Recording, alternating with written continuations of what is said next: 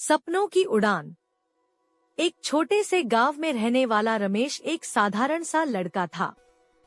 उसके घर की आर्थिक स्थिति ठीक नहीं थी, लेकिन उसके मन में सपनों की उड़ान थी। वह पढ़ाई में बहुत होशियार था, लेकिन उसके माता पिता उसे पढ़ाने में असमर्थ थे। गांव में स्कूल तो था, लेकिन वहाँ के शिक्षक भी ज्यादा पढ़े लिखे नहीं थे। रमेश को समझ आता था कि अगर उसे आगे बढ़ना है तो उसे शहर जाना होगा।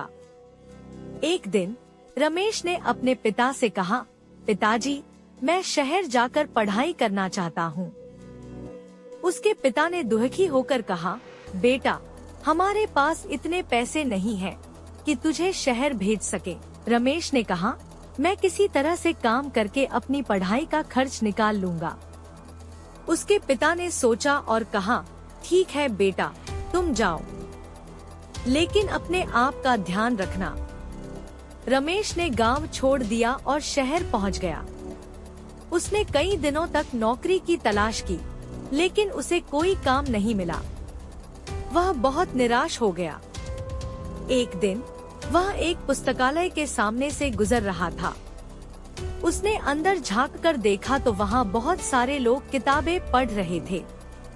रमेश को पुस्तकालय में जाना अच्छा लगा। उसने पुस्तकालय के गेटकीपर से पूछा, क्या मैं यहाँ किताबें पढ़ सकता हूँ? गेटकीपर ने कहा, हाँ, आप पढ़ सकते हैं।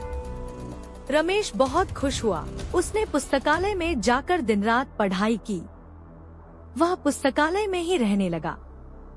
उसने पुस्तकालय के गेटकीपर से भी मदद मांगी। गेटकीपर ने उसे खाना भी दिया और उसके रहने की भी व्यवस्था की। रमेश ने बहुत मेहनत की।